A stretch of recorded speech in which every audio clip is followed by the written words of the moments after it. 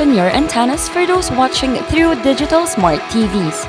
Catch us beyond the screen through our social media platforms on the Regional News Group Luzon Facebook page and RNG Luzon YouTube channel. So hit that notification bell for more updates. Gusto mo bang maging updated sa balita at mapasaya ang inyong araw? I-scan ang inyong mga Digibox at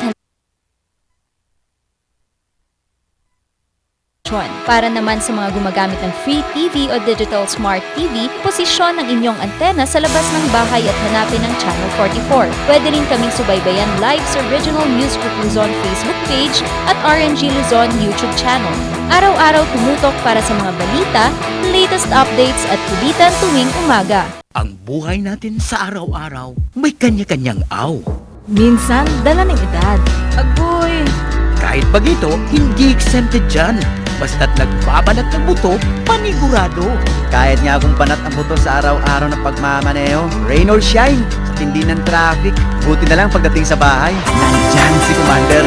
Unang hagod pa lang, naninuot na ang init at lamig. Dama agad ang ginawa. Tipong instant pero long lasting. Nakakawala ng pagod. At ang pa, in fairness. Yung sakit ng katawan, normal lang yan. Sa ating kumakain ko sa bahay. Kaya nga may pao. Go lang, go bro! Dahil walang pao, sa pao.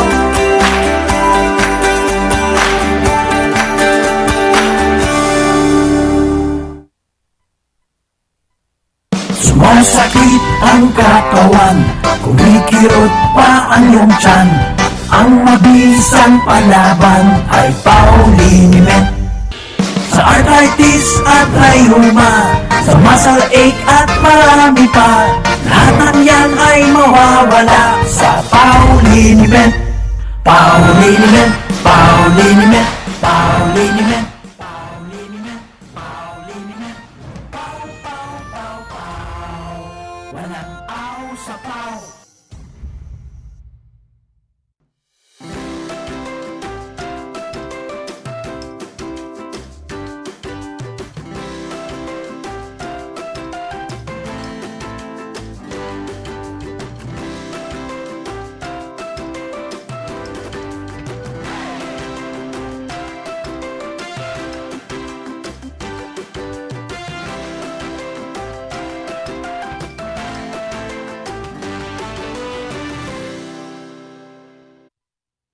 Good morning! Na-miss nyo ba kami? Para sa Usapang Aldrich, heto nagbabalik kami ngayon, live na live, at syempre makakasama ko pa rin ang doktor ng bayan, Doc Jose Orsua, at syempre ang ating makakasama na galing pa ng Pangasinan, Sir Jomar Estrera. O, bati na po kayo. Magandang umaga sa lahat, sa mga nakakamiss sa amin, mga viewers at saka listeners, magandang umaga po. Para sa Usapang Aldrich ulit, kasama natin si Dr. Joe Orsua, ang doktor ng bayan. Doc? Good morning po sa kanilang lahat. It's nice to be back. Halina kayo at pagtalakayin natin o pag-usapan natin ang mga samot-saring mga issues sa health. Kasama natin siyempre si Ma'am Cynthia at Sir Jomar dito sa Usapang Aldrich. Good morning, good morning. Doc, ang pag-uusapan natin ngayon ay ang ovarian cyst. Ay, paborito ko yan, no? Kasi specialization ko yan eh. Oo, kasi Doc, may mga naririnig ako at may mga kaibigan ako na mga nagko-question sa akin. So sabi ko, magtanong sila kasi eto nga, meron tayong usapang medical dito sa Usapang Aldrich. So, Doc, paki-explain nga ng further, ano nga ba itong ovarian cyst at paano nagkakaroon ang isang kababaihan? Okay. Tama-tama kasi just to let the people know na specialization ko yung gynecology, saka ako rin ay taga-ultrasound. Kasi alam nyo, ang ultrasound ang isa sa pinaka-importanting paraan para ma-confirm mo yung mga ovarian cysts, no? Ang babae kasi may cycle sila. Ngayon, kung nagkaroon sila ng mga cysts, hindi lahat ng cysts ay abnormal kaagad. Kasi may tinatawag na follicular cysts, corpus luteum cysts, which are part of being a physiologic process. Yung normal. See, normal. Kaya hindi dapat tinatakot ka agad yung babae na porque may nakitang ovarian cyst. However, kung abnormal naman, marami naman ding klase ang ovarian cyst na naman, yung cystic formation. Cyst, ibig sabihin, parang meron siyang encapsulated na may laman siyang tubig o fluid. Pwedeng collection siya ng dugo tulad ng endometriotic cyst. Or pwede rin talagang abnormal na. Meron yung teratoma, may lamang, akala mo yung parang akala nila monster kasi may teeth, may brain, may hair. Ito yung tinatawag na teratoma. Ito yung klase ng cyst. Merong cyst na magmula nung pagkabata, nabuo na, you're born with it. Meron ding cyst na saka na lang siya nabuo kasi dahil sa mga risk factors. Yung halimbawa, hindi ka nagbuntis. Kung ang isang babae kasi hindi nagbubuntis o kaya ano, meron ding cyst na na-acquire, halimbawa nag-abscess, parang tumorocystic, solid cystic formation dahil collection pala yun ng abscesses or yung mga pelvic inflammatory process. Halimbawa, infection, gonorrhea, syphilis, mga iba't ibang mga STDs. So, at ang mga tumor ay hindi automatic na cancer kaagad, meron tinatawag na benign or malignant. Yes, Doc. Doc, Okay. yung ovarian cyst ba may relation yung edad? Okay, yung mga edad, syempre mas mataas na magkaroon ng mga abnormal cysts o mga neoplastic or yung mga ovarian new growth pag may, sabihin na nating papuntang menopause, yung may edad na, yung senior citizen, yung papunta na siya sa middle ages. However, kahit na bagong panganak, minsan ba kahit nasa loob pa ng tiyan, bilang isang sonologist, may mga na-discover na akong batang-bata pa lang na nasa loob ng tiyan ng nanay nila, may cyst na sila. May ovarian cyst na sila. Di ba amazing yon? Doc, Baby ka pa lang, may cyst ka na. gaano kadelikado ang... Bali, kung halimbawa lang yan ay collection lang ng fluid, edi hintayin mo lang pwedeng mawala. See, may cyst na nawawala, Ma'am Cynthia. Oo. Maghintay ka lang. Pero dapat ang magdidetermine yon yung doktor. Siya ang magsasabi na ito yung klase ng cyst na nawawala. Oo. Meron din yung cyst na bigyan mo lang antibiotics, mawawala. Or collection ng pus. Meron din yung talagang hindi na mawawala pagkatapos mong obserbahan. Kasi meron yung tinatawag na please observe for 2 to 3 cycles and sometimes we even give OCPs, yung pills. Kasi minsan, baka lang masuppress ng pagbibigay ng hormones. See? Doc, Oo. kanina kasi sabi mo, kahit nasa loob pa lang siya ng tiyan, pwedeng magkaroon ng ovarian cyst. Doc, saan po ba nakukuha ito? Nakukuha ba sa pagkain, hereditary, or Yes. saan po ito nakukuha? Pwedeng congenital, yung halimbawa, yung kanilang, yung the way they were being made, ay na-determine na congenital or na nandun sa genes siya na magkakaroon siya ng cyst. Meron din yung physiologic process na cystic formation.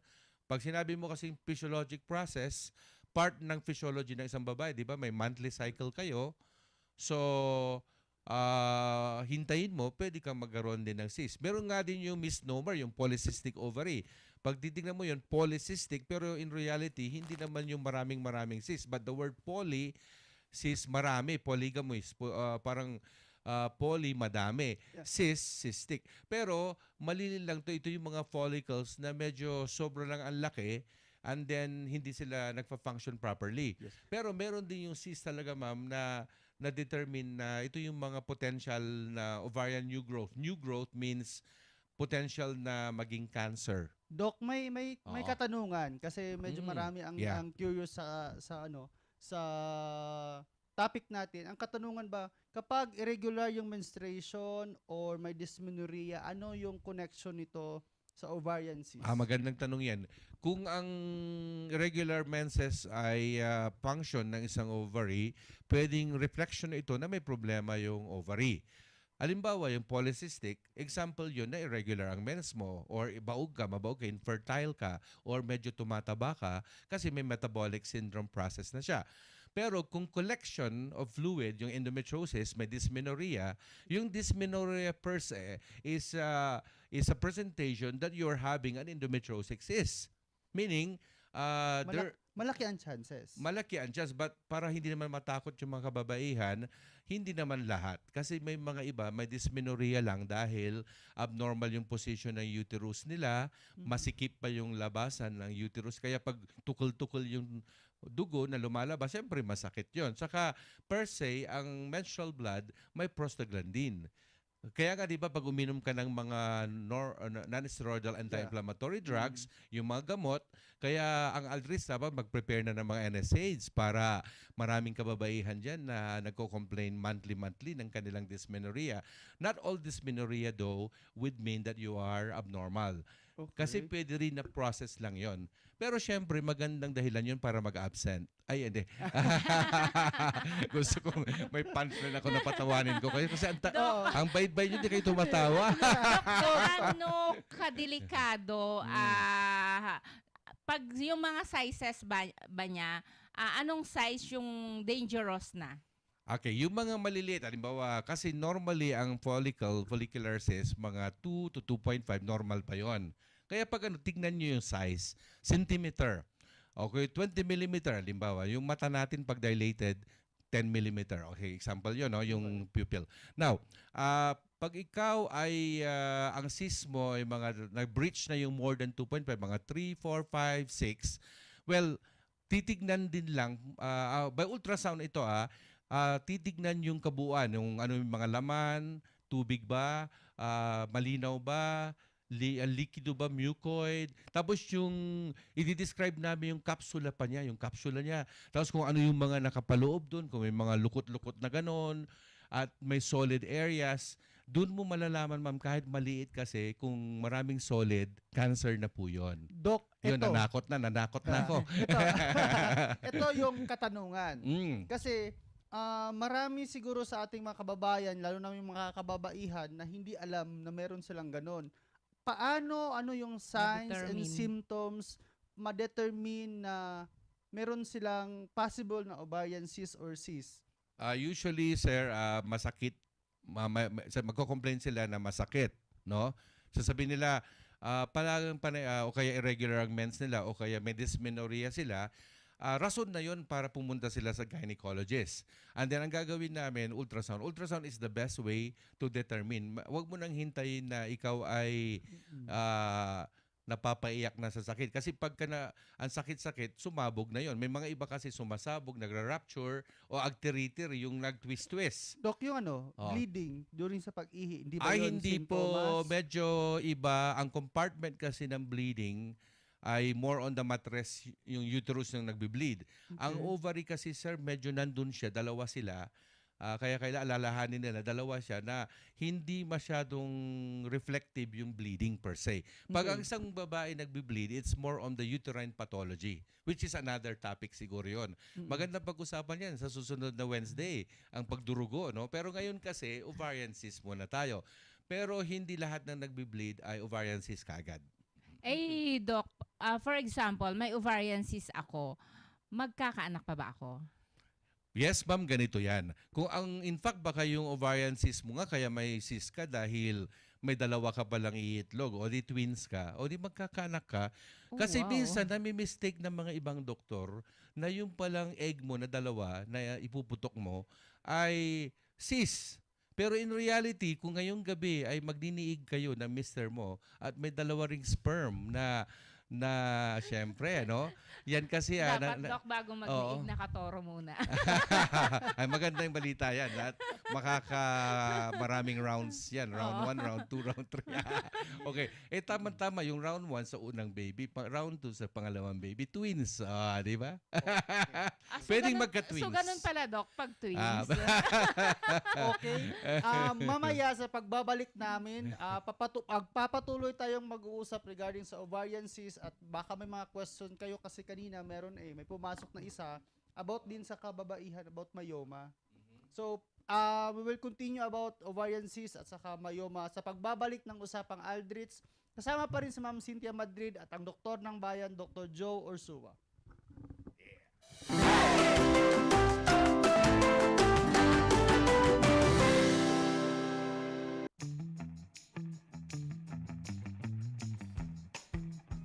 Love, bakit ba?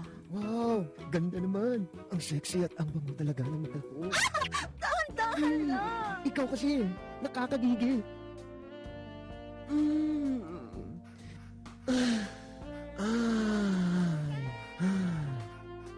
Tapos na? Ang bilis naman. Nagkakandara pa. Isaglit lang naman, tapos na. Mga kapso, tagal at lakas na di umatras. Pagod na ako. Kaya ko pa ba? Love, kaya ka muna.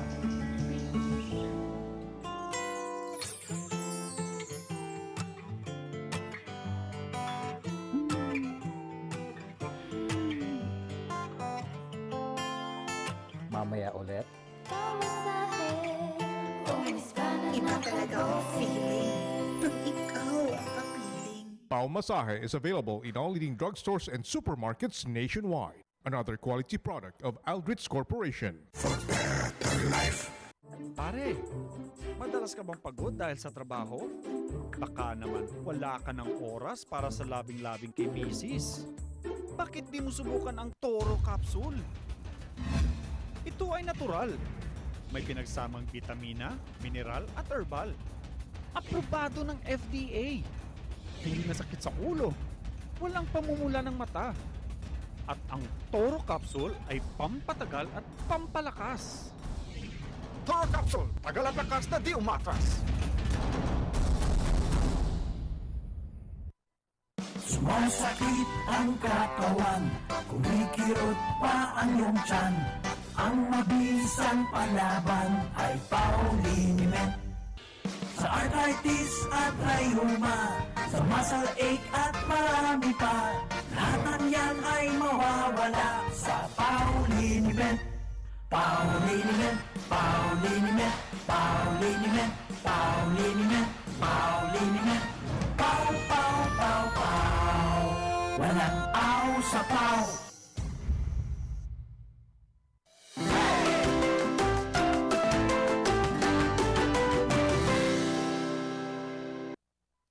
Kami ay nagbabalik para sa usapang Aldrich at kanina ang usapan natin about ovarian cyst. Doc, paano ba talaga nadadiagnose yung ovarian cyst? Ganito yan. Usually, ang may symptom na pasyente, sasabihin niya, Doc, may masakit dito, ganyan. So, in the past, we kapa-kapa, internal exam, pero syempre hindi naman lahat kasi may nanganak na. So, hindi mo pwede i-internal exam yung virgin, so rectal exam. Pero ang the best way to diagnose this would be ultrasound. Ultrasound is one of the best thing that ever happened to the practice of OBGYN talaga kasi mantakin mo, may image mo siya, mapipicturean mo siya. Tulad ng sinabi ko kanina, malalaman mo nga kung benign o malignant, kung cystic o solid. Ang dami talaga impormasyon na maibibigay. So yun. Doc, Oo. pag may ovarian cyst ka ba, dapat operahan na siya kaagad or nakukuha pa siya sa mga antibiotics? Alam mo, meron nga kaming una muna, pag ang doktor ng gynecologist talaga ang tumingin sa'yo, syempre, expertise namin. I-decipher mo o alamin mo kung anong klaseng cyst ito. Is this a physiologic? Is this a cyst na mawawala after 2 months? Is this a cyst na magagamot antibiotics? Kasi may cyst na magagamot ng antibiotics, yung mga abscesses, yung mga produkto ng infection. Or mag-observe ka muna. Saka meron yung rule kami sa medicine na you don't operate on ovarian cyst. Especially pag hindi pa sila 7 to 8 cm. Mag-observe ka talaga. Marami kang mga taktika. May algorithm yan. Halimbawa, here's sa babae, wala pang anak. Ito yung kanyang edad. Ano una mong gagawin? Sasabihin mo, observe. May word na observe. O balik ka after 2 to 3. Or bigyan kita ng pills. Hormonal treatment. Medical treatment, ma'am. Kasi See? meron akong kaibigan, Doc, na parang natakot tuloy siya na bumalik sa doktor kasi ang sabi kaagad sa kanya is operahan.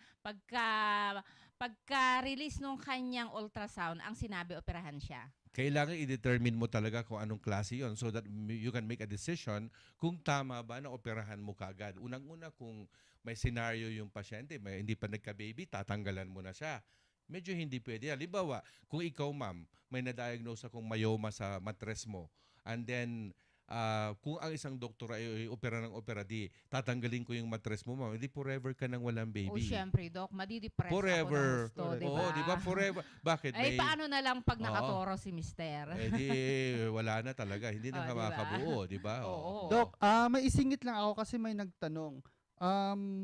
Ang myoma ba, ano yung implication niya or effect niya? Mabubuntis pa ba siya kapag may myoma siya? Okay, wag silang matakot. Kahit na ginamit ng sonologist or ultrasound specialist na sinabi niya. Kaya minsan sinasabihan ko yung pasyente, huwag kayong matakot ha. Baka kasi yung mga natutunan nyo sa mga kapitbahay nyo, kaibigan nyo, hindi porke may myoma, delikado na.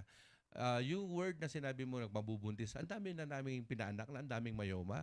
Buntis na buntis, sinias namin, ang dami tad-tad pa nga ng myoma. Minsan pa nga, tanggalin nga natin to isa, although ang ruling hindi nagtatanggal. Saka depende, ang myoma may lokasyon yan, nandun siya sa mismong loob, nakipag-agawan yung bata ng yun ang masama.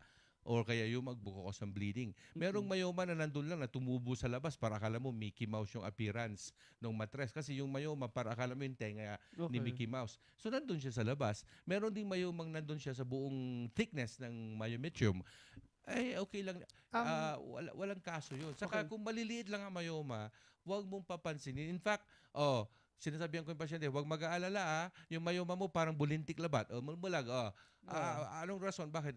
Siguro yung iba, natatakot sila kaagad. Kasi yung word ng myoma, as if, may mangyayari na sa kanila Parang masama. yung kanina tanong ni Ma'am Cynthia kasi, sa karaniwang tao, yung cyst kasi at saka myoma, parang nare-relate nila into cancer, di ba? Kasi which is wrong. Which is wrong. At saka, Doc, the way din siguro na pag-explain ng mga doktor sa kanila. Minsan kasi, Doc, nakakatakot magtanong sa doktor kasi minsan may mga tinatakot masusungit sila. na Oh my God. tatanungin mo pa lang. Buti na lang, Doc, napaka-accommodating mo na magsagot. Yes, kailangan kasi natutunan natin sa medical school, ang doctor-patient relationship, gusto kong balikan yun, dapat very truthful at saka honest ka dapat sa pasyente para pagkatiwalaan ka. At saka dapat base sa textbook, base sa mga guidelines ng international. Hindi yung gawa-gawa mo lang para dahil gusto mong manakot. Halimbawa, galit ako kay Sir Jomar, tatakutin ko si John. Sir Jomar, mayroon kang myoma, mamamatay ka na. I don't think that a good doctor should be doing that. Kaya nga, di ba, yung highest integrity ang doktor, hindi kahit kaaway mo o galit ka sa kanya, may nakatago kang lihim na galit, gagamitin mo yung pagdodoktor para ikaw ay masama ang mga sasabihin mo. Kasi actually, you can always temper the way you explain at saka be truthful, be honest, sabihin na natin yung academic. Academic means yung kung ano yung international accepted na patakaran sa paggagamot, gamitin mo. Hindi yung gumagawa ka ng sarili mo na lahat na lang ng baka sabi mo, may roleta ka. Ngayong araw na to, lahat ng papasok sa pintuan na yan, operahan ko. Doc, ganun ba? may tanong. Excited kayo talaga? Sabay pa kayo? May tanong kasi dito kay Genevieve ng Santo Domingo, Ilocos Sur. Ang layo, nakalayo. Wow. Ang tanong kasi kanina, nanonood siya, sabi mo kanina, yung ovarian cyst ay medyo may pain. Dapat i-consult one of the symptoms. Ang myoma ba, may pain din ba silang nararamdaman or ano yung parang pinaka-basic na sintomas or signs? Pag talking about myoma, ang myoma hindi po. Minsan silent lang po yan, tahimik. Hindi po yan nagbibigay ng mga inconveniences sa tao. Kaya nga, nabibigla na lang sila, may myoma ka. Ganun lang. Pero wala akong nararamdaman man, Doc. Pero meron ding myoma na nagkukos ng bleeding. Pero definitely, parang hindi pa ako masyado nakarinig na ang myoma ay nagkukos ng pain. Although, it's possible. Although, pag titignan mo yung percentage, hindi yan magkukos ng pain. Ang masakit pa nga yung STD. Yung talagang namamaga kasi inflammatory process. Kung may pelvic inflammatory ka dahil nabigyan ka ng bug, na yung gonorrhea o mga kung ano-ano mga sexually transmitted infection, yan ang masakit. Kahit na wala kang nakikita pang tumor o cyst o whatever, ang sakit-sakit ng tiyan nila. Pero pag ultrasoundin mo, may mga likido lang, mga nana, nakapalibot-libot, para akala mo kagubatan ng daming mga nana. Parang isipin mo, parang gano'n yung imagination mo. Dapat, parang ganun yung, kasi pagbukas din naman namin, yung imagination namin, naging totoo na kagubatan talaga. Ibig sabihin, puro ang dami sigurong partner tong pasyenteng to, ang daming mga nakaliigo. So ang daming mga bug na pumasok yung mga sexually transmitted infections. So, Dok, may edad din po ba na nagkakaroon ang isang kababaihan ng myoma? usually ang myoma pang medyo matanda na, yung mga pa-menopause are nasa mid do you call that yung nagbi-mid mga 40 and above, kasi yung midlife parang parang parte na rin, well, although this is not related to midlife crisis, pero during kasi ang theory sa myoma is pwede ring reproductive age kasi estrogen daw ang nagpapakain. Pero theory lang yon, kaya huwag silang matakot. Baka mamaya ayaw na nilang mag-take ng estrogen. Baka kasi pagkain, pollution, Hindi po, more on body process. Actually, sa totoo lang, yan ang mga pwede kong tuwirang sabihin na ang mga sakit sa reproductive system ay hindi nakukuha sa pagkain ng mga pagkain na tulad ng mga totoong pagkain.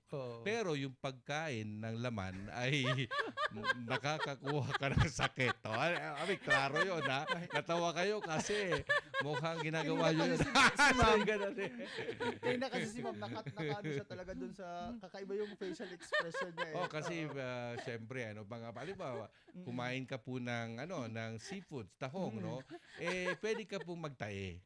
Okay. Halimbawa. Pero kung kumain si ma'am ng hotdog, kung pure food, siyempre, tender juicy. Dok, doon tayo Kaya sa... masarap. Ikutin ko lang ulit. Kaya mo doon ba?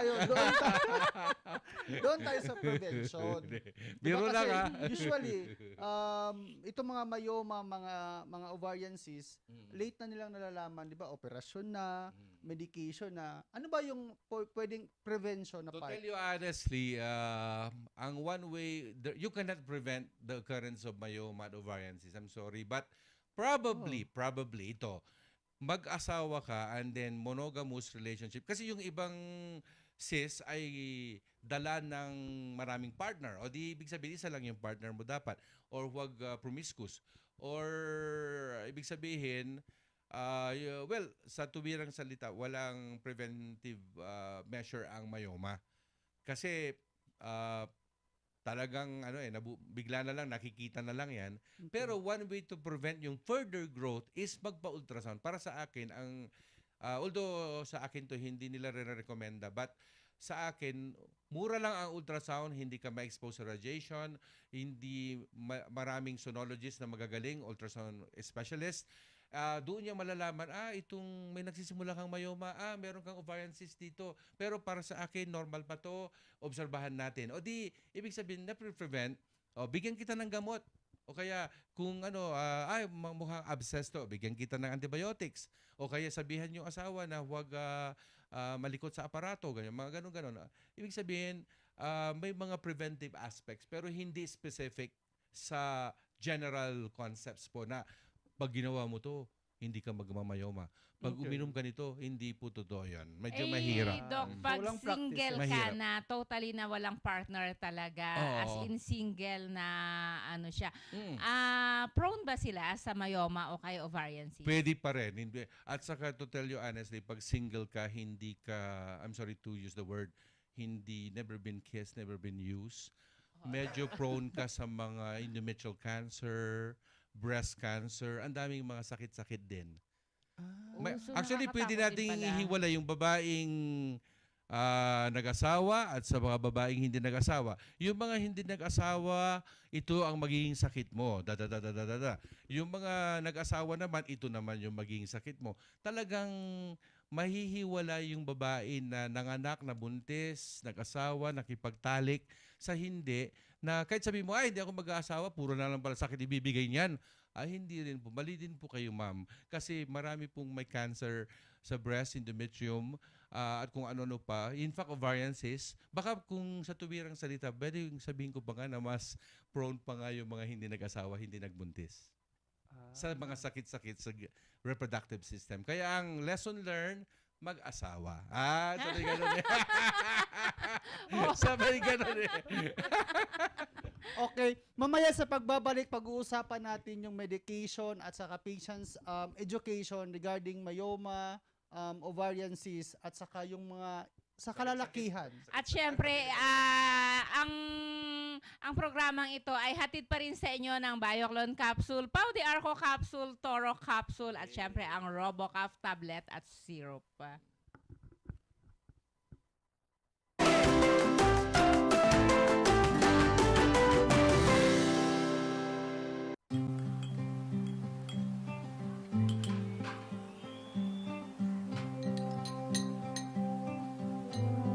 Dad, kailan pa kayo matatapos yung pandemya ito?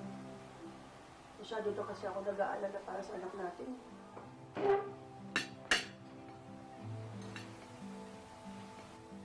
Bumili ka kayo ng maraming vitamin C. Miss, pabili ng vitamin C. Para sa'yo, sir? Hindi. Para sa anak ko. Miss, excuse me po. Pabili ng herbal capsule. Para sa'yo, sir? Para sa tatay ko. Frontliner po kasi siya.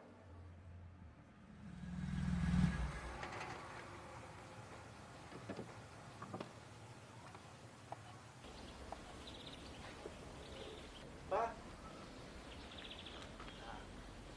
So, turunin yung ulam pa.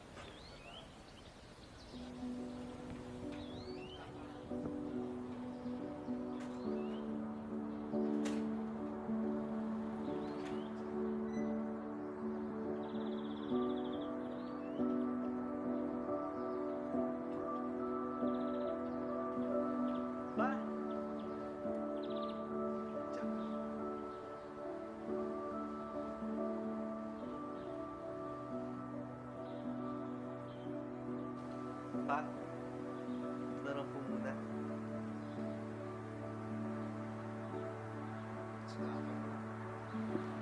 Miss, herbal capsule na by Quercetin po ang bibilin ko. Ah, alam ko yan. Eto, PDA Herbal Capsule with Quercetin. Hoy, ano yung quercetin? May antiviral at immunity booster po. Bagay sa trabaho ng tatay ko. Ano ba yung trabaho ng tatay mo? Frontliner po kasi siya. Ang swerte ng tatay mo. Napaparamdam mo pa rin sa kanya ang yakap mo kahit hindi pwede. Paano niyo po nasabi? Frontliner din ako. Kaya hindi ko pwedeng lapitan yung matanda kong tatay. Yakapin niyo na rin po siya. 3 times a day.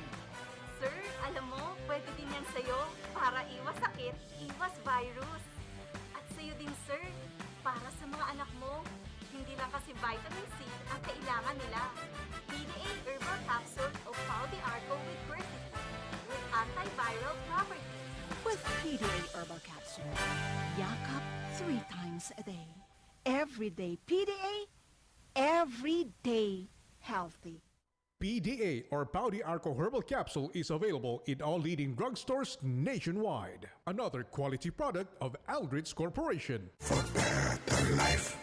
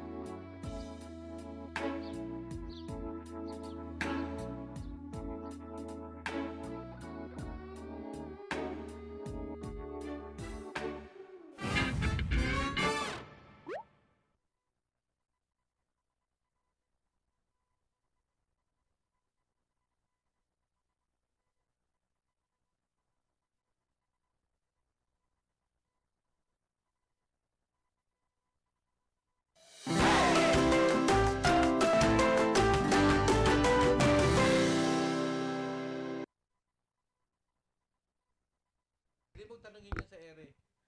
Ay, totoo. At kami nagbabalik para sa usapang Aldrich. Last time, maiwan natin yung medication at saka operation.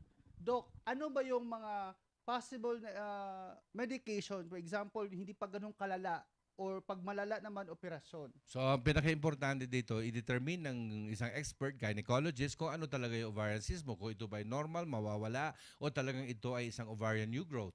Now, kung depende sa size o kaya depende sa mga potentialities na maging cancer, ang the best treatment talaga ay operahan. Pero by the way, let me tell you, hindi lahat nga ay inooperahan. So, of course, obviously, ang doktor, nandito yung armamentarium niya, pwedeng gamutin niya ng medical, kung pwedeng gamutin ng medical. And then yung mga hindi pwedeng gamutin ng medical, di tanggalin. Ano ba nung tanggalin? Surgery. At least sa isang iglap, nawala na yung, alam mo, yung monster mo sa loob. Sabi natin monster. Kasi talagang magkokosya na ikamatay mo. Cancer, malignancy. Lalo yung may mga kasing laki ng bola ng basketball, yung kasing laki ng pakwan, may mga ganun kami kalaki? natatanggal. Oo. Na parang ano yun, myoma or tumor? Or Yung cyst? tumor, yung cyst, ng ovarian cyst. Yung sa myoma, yung matres, kung ang laki-laki na tapos hindi na niya kailangan yung matres niya, pwede rin tanggalin na. Pero ngayon, Yan ba, Dok, pwede na yung rin mga hindi. itsura nila parang mga buntis na yung mga itsura nila, yung mga parang bola na yung laki? Yeah, kaya pag ang isang babae, parang halimbawa, parang nakausli yung tiyan niya, and then sumasakit-sakit, magpa-ultrasound na kayo. Dahil dun madidetermine kung anong nangyayari sa loob. Yun ang aking masasabi. So, determination, diagnosis, and then management, and then to tell you honestly, one way to prevent to occur is nagpapatingin ka sa doktor, di ba? Yung tinatawag na annual pelvic exam. Noong unang panahon yung annual pelvic exam, yung magpapa-pap smear, yung mga kabuuan ng gynecologic clearance, gynecologic evaluation. Pero may ultrasound na. Ang kagandahan noon, kahit noon, parang pachamba-chamba pa rin. Kasi kapakapa lang Pero ngayon yung ultrasound, sasabihin mo talaga, ito pwede ba itong hintayin? Pwede ba itong bigyan ka ng observe ito, bigyan ka ng hormone. Ito, wish mo pang magka-baby? Sige, magka-baby ka muna. Mga ganon. Dok, yung sa pap I-explain mo. smear ba na Oo. siya, gaano kadalas magpa-pap smear ang isang kababaihan sa isang taon? Okay. Ang pap smear pala ay more on the cervical issues yan naman, cervical cancer naman. Taon-taon dapat nagpapa-pap smear. At ang isang babaeng nagkaroon na ng maagang pagkipagtalik ay kandidato na yan para mag-pap smear. Kasi yung risk factor to have cancer is really the partner. Kaya kung let's say 12 years old ka pa lang, nag-boyfriend ka na, medyo maaga ka dapat na magbisita sa iyong gynecologist. Pero kung let's say bata ka pa, virgin ka since birth, and then 30 ka na, virgin ka pa rin, you may not need me Doc, in terms of pap smear. Yes, Okay? may question dito. May tumawag, may nag-text. May nag-text. Kapag naoperahan ka ba ng myoma, ilang months ba ang walang lovemaking muna? Bakit specific bang myoma? Actually, kung hanggat kaya na maganda yung sugat, kahit kaagad-agad, wala pong bawal sa akin. Hindi po ako nagbabawal. In fact, ni-encourage ko pa nga na maglabing-labing. So, walang diet, Doc? Walang dieta sa mga ganyan. Actually, ang dahilan lang, in fact, kahit yung nanganak nga ang ruling ng nanganak, mas matindi yung nanganak, mantakin mo, may sugat yon, may suture yun. Minsan pa nga, naramdaman mo pa yung suture, bumabanat ka na. Ibig sabihin, yun, Hindi naman. Nakikiliti lang. Hindi. Kung sa nanganak nga, 6 weeks ang aming pinagbabawal lang, pero may mga makukulit na pasyente, 1 buwan pa lang, ayan na sila. Nag-lovemaking na sila. Kasi yung iba, kaya naman kasi nilang na maraming paraan kasi yung labing-labing naman. Maraming paraan. Dok, dito tayo sa patient's education. Kasi ang mga kababaihan kasi pupunta na lang sa OB-GYN or sa doktor kapag may mga nararamdaman na, doon yung sintomas, hindi na maganda, hindi na normal. Ano yung advice mo sa kanila na dapat, kailan sila usually nagpapa-check up? Hindi yung antayin nila Sa buong reproductive life, ang pinaka-basic na you should see your gynecologist, no? Nagpapa-pap smear pag nanganak na, nagbuntis na, nagpagtalik na, at least taon-taon. Much more kung may nararamdaman. Ano yung mga signs and symptoms ng isang babae para magpunta sa gynecologist? May lumalabas, may dugo na outside their menses, may lumalabas na discharges, parang lumaki yung tiyan nila, may masakit, Of course, hindi lang naman puro reproductive system ang nandyan. Pwede rin namang tignan ka sa aspeto na baka naman yung kidney mo, may UTI ka, may stone ka, kasi may differential diagnosis. So, they should see their doctor lalo kung menopause na sila kasi mas common po ang makasakit sa babae pag tapos ng menopause. Yung mga 50 and above, the more that you should see, as after all, we can also manage your being menopause para naman hindi sila kawawa. They don't suffer in silence na Doc. mga menopause. Yeah. So, Psychologically kasi, lalapit sila sa doktor, una, dahil takot na sila. Or hindi sila lalapit dahil nahihiya sila. Or natatakot or nahihiya. Huwag kayong matakot. Yes, ano yung pwedeng sabihin mo sa kanila, Doc? Hindi, minsan kasi, Doc, yung mga approach ng mga doktor sa mga patient nila, yung mga iba maganda, yung mga iba is medyo nakakatakot bumalik sa kanila. Siguro, ang payo natin sa mga ibang doktor dyan na nakikinig dito sa programang ito, alam natin na mga pasyente natin, very sensitive sila sa the way we tell about their illness or kung paano natin sabihin. Kaya medyo break it to me gently, ika nga. Ibig sabihin yung be gentle with them kasi baka ma-stress sila, magkaroon sila ng psychological effect sa kanila. Actually, Doc, totoo yun na pwedeng ma-depress. yung iba nadidepress sila, hindi sila nakakakain, tapos yun na lang yung iniisip nila. Baka mamaya isa pang cause yun ng another sakit. Kaya na naman. pinapakita natin, ma'am, sa programang to na ang doktor ay pwede namang malumanay magsalita. Pwede ang doktor very understanding at tatao rin siya na nararamdaman niya yung nararamdaman nyo. Iniisip ko nga palagi bilang isang OBGYN, paano kung sister ko yung pasyente, paano kung nanay ko siya mismo ay very fragile, ay parang iniisip ko palagi na yung kausap ko ay kaano-ano ko siya na parang nagmamalasakit ako na kung ano ikabubuti niya, gagawin mo. Kasi hindi siya iba. Kasi isipin mo, lahat ng babae, pwede mong kapatid mo siya, nanay mo siya, lola mo siya. Kaya in that way, very sensitive ka sa mararamdaman nila. May texter tayo dito, may tanong, medyo takot ata to or hindi naman sa paranoid. Yeah. Kapag siya kasi natanggalan ng myoma, Okay. pwede bang bumalik yun? Ganito yan, ang myoma pwedeng kung sa edad niya menopause na siya, hindi na babalik kasi natanggal na. Saka isa pa, kung tinanggal mo yung buong mattress, wala nang pagbabalikan. Kaya hindi na babalik. Theoretically, medyo hindi na babalik. Pero kung alimbawa may na-miss ka, alimbawa, kasi maraming paraan yan eh. Yung word na yon, conditionalities ang sagot dyan eh. Kasi for example, may mattress ka na gano'n, tinanggal mo yung isang myoma, may natanggal mo siya, yung may pagkakataon natanggalin. Pero may maliit na hindi mo pa nakita, hindi bumalik. No, kumbaga, nanganak lang. O kaya may anak siya, may na-miss ka, tapos lumaki siya over the years. Over the years.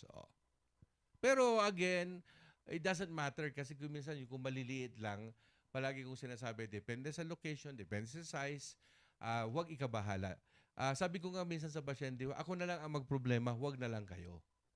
Kaya ako nandito kasi I will take all your burdens. Kasi kung binoproblema mo, hindi naman dapat problemahin. In fact, problema ko yun. Ano, tatanggalin ko ba?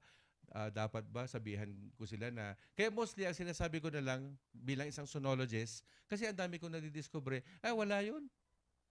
Parang teres kwanda no dyan Pangasinan, may yung parang may nabili kang karne, tapos meron lang parang ganun lang kasi ang myoma. Pag yung maliliit lang, may world may world tapos tinatanggal yun kung mag-adobo ka or sa karne, di ba? Pero minsan may mga sa karinderya hindi nila tinatanggal eh. Minsan nakikita ko yun eh. Kaya minsan kainin ko nga kung anong lasa. Kasi parang dobling karne yun eh, di ba? Pero actually ang myoma, the word fibroid, myoma, yung karne ng matres ay nabuo. Teka nga pala, pag sa mga matres ng hayop, ba kinakain ba natin? Halimbawa mga bopis, ganon. Balita ko yung bopis, baga, may matres ba? Kinakain ba natin yung matres? Naluluto ka ng matres, ma'am? Hindi. Hindi. Pero niluluto ang bayag. Pero parang yung nakikita nakikita ko, Oo. Doc, yung sa manok. Di ba yung sa matres Oo. yung sa manok? Ay, may matres sa manok? Ay, oo, syempre, di ba, Doc? ano. Yung... Oh. Syempre, Doc, babae pa Oo. rin kasi sila. May matres. May itlog, eh, oh, di ba, sige. isinasama yun sa lugaw? Sa lugaw masarap. Oh, di ibig sabihin diba? kasi yung karne ng matres sa totoo lang, no? Ang ganda-ganda white siya, tapos very clear and very clean looking, no? Eh ang bayag nga kinakain eh. Sa soup number 5 hindi yung kinakain na Sir Jomar. Hindi, sa soup number 5, yan yung ang taas-taas parang toro yan, no? Ang taas-taas ng testosterone yan. Kaya yung mga gustong mag-honeymoon, nag-order sila ng soup number 5. Okay. Doc, ulitin lang natin. Sige. Hindi lahat ng myoma, ovarian cyst at tumor ay cancerous. Tama ba? Of course, hindi po. Eh, Doc, kung may mga ganyan sa kababaihan, ovarian cyst, myoma, ano naman ang nakakatakot para sa kalalakihan? Doc, mamaya, sasagutin natin yan sa pagbabalik ng usapang Aldrich. At ang usapang ito, usapang ovarian cyst, tumor, myoma, at saka cancer, ay hatid pa rin sa inyo ng Aldrich Pau de Arco Herbal Capsule. Sa pagbabalik mamaya, pag-uusapan natin yung role ng mga lalaki doon naman sa ovarian cyst, myoma, at saka mga cervical na mga issues.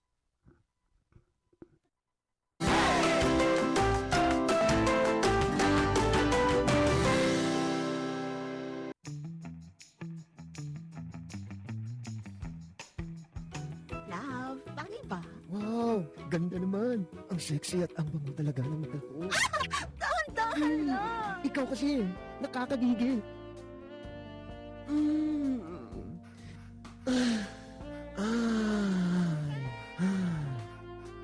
Tapos na? Ang bilis naman. Nagkakandara pa. Isaglit na naman, tapos na. Toro Capsule, tagal at lakas na di umatras. Pagod na ako. Kaya ko pa ba? Love, kaya ka muna.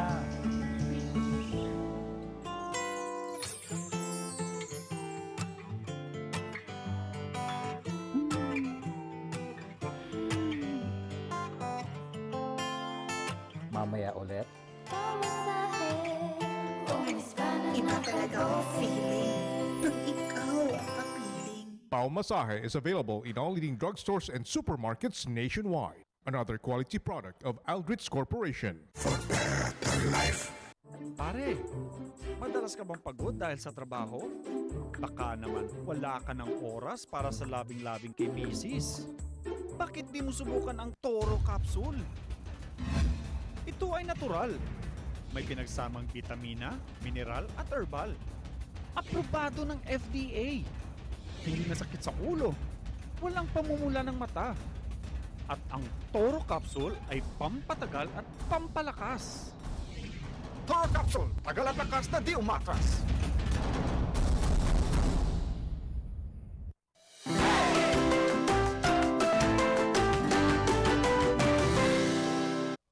At kami nagbabalik para sa usapang Aldrich at ang puntong ito atid sa inyo ng Toro Capsule Vitamins for Man. Ma'am Cynthia, may katanungan kang kanina. So balikan natin, Doc, yung aking tanong kanina. Kung ang mga kababaihan may mga pinangangambahang ovarian cyst, myoma, ano naman ang para sa mga kalalakihan na dapat pangambahan nila? Actually, ang mga kalalakihan, ang pinoproblema lang nila palagi yung kakulangan nilang testosterone. Wala na silang ibang inatupag kundi yung kanilang capability, yung performance, gano'n. Pero anyway, kidding aside, ang male kasi, ang number one na dinidread, kung ang babae may ovarian cyst, ang lalaki pwede magkaroon din ng testicular cancer. Testicular cancer. Ano yung cause nun, Doc? Mahirap ding sabihin, pwedeng genetic, pwede ring exposure sa smoking, mga carcinogen. Pero so hindi yun nakukuha, Doc. Klaruhin lang natin, hindi nakukuha yun sa hindi paggamit. Yung prostate naman ang issue nung hindi paggamit. Kasi prostate is a producer ng semen, yung prostatic fluid. Kaya pagkasabi nila, pag release ka ng prostatic fluid, halimbawa by ejaculating, less ang chance mo raw na magka-cancer sa prostate. Isa rin yan. So kung ang kinakatakutan ng male ay sa kanilang reproductive system ay testicular cancer, ang susunod din ay yung prostate cancer in terms of cancer. Pero syempre meron yan yung mga sakit na nakukuha sa pakikipag, talik sa kung kani-kanino. Kaya yun ang, kasi pwede kang mabaog din kung hindi ka nagpa-doktor. Although sa panahon ngayon may antibiotics naman, ba't ka pa nahihiya? Kasi may ginawa ka, pangatawanan mo. Pumunta ka sa doktor para gamutin ka, magagamot ka naman. Kaya kesa mag-suffer ka ng consequence ng pagkabaog. Okay. Doc, question, meron bang mga vaccine para dyan sa mga ganong klaseng sakit or mga sexually transmitted? Yes. Sa ngayon, ang available lang na yung human papillomavirus, yung halimbawa kasi pwede rin kang magkaroon ng penile cancer, rectal cancer, throat cancer. Tulad ng isang artista na yung si Michael Douglas, sinabi niya na nagkaroon siya ng pero cancer yun na related sa sex, yung human papillomavirus. So yun, may vaccine, yung anti-cervical cancer. Kasi yung cervical cancer, kung ang cervix ng babae ay naka-cancer, pwede ring makancer yung ari din ng lalaki. Saka even yung dila niya o kaya yung kanyang throat. So, ano HPV vaccine? Yung anti-HPV, yung human doktor- papillomavirus. Yes. At least meron tayong vaccine na nakapag-prevent ng cancer. So, Doc, di ba? pag nakabakuna ka na ng ganyan, hindi ka na kakabahan na maka-acquire ng ganyan mga sakit? So, kahit kung nakabakuna ka na, gabi-gabi, mag-ano ka na. Hindi, biro lang. ang tanong, Doc, ang doktor ba ng bayan, Dr. Joe Ursua ay nagbibigay din ba or nag-administer ng ganung Ay, opo. vaccine? Kasi part yun ng ating advocacy. In fact, sa Rotary Club of Baguio, gusto kong magbigay sa mga hindi maka-afford ng anti-cervical cancer. Gusto kong i-nominate ito as a program for Rotary Club of Baguio kasi marami rin mga mahal kasi ang vaccine. HPV vaccine Anti-HPV vaccine is ranging from ang isang tao makakagastos ng 15,000 to even yun ang average. Kasi 3 kasi siya na bakuna, may booster, and then after which ay at least lifetime ka na protected. Pero the best is be faithful, be abstain.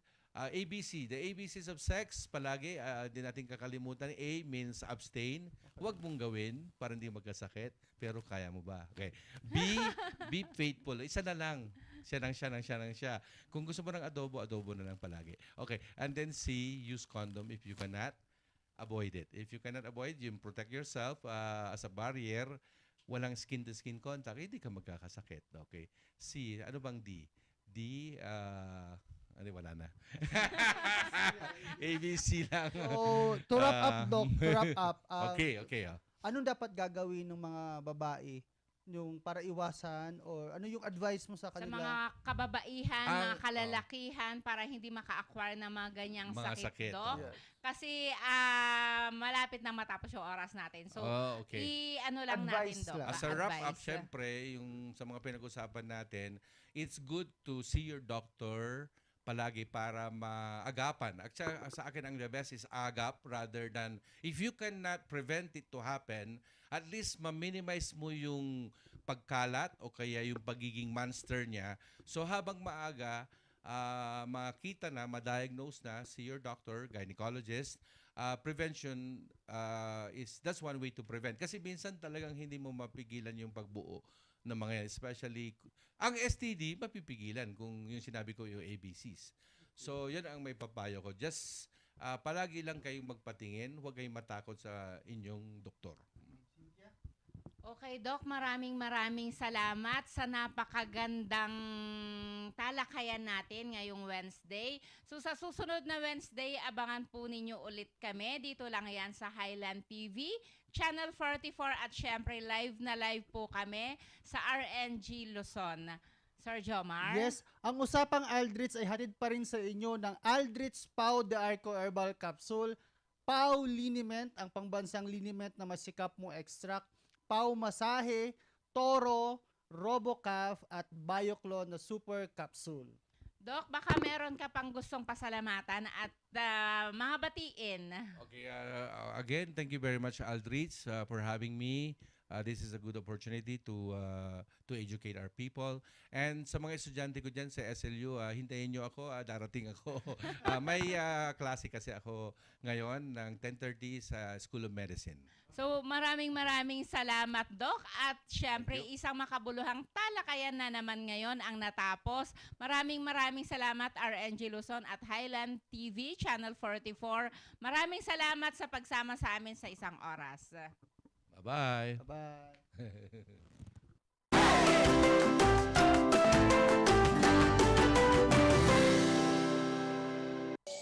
Pagod na ako. Kaya ko pa ba?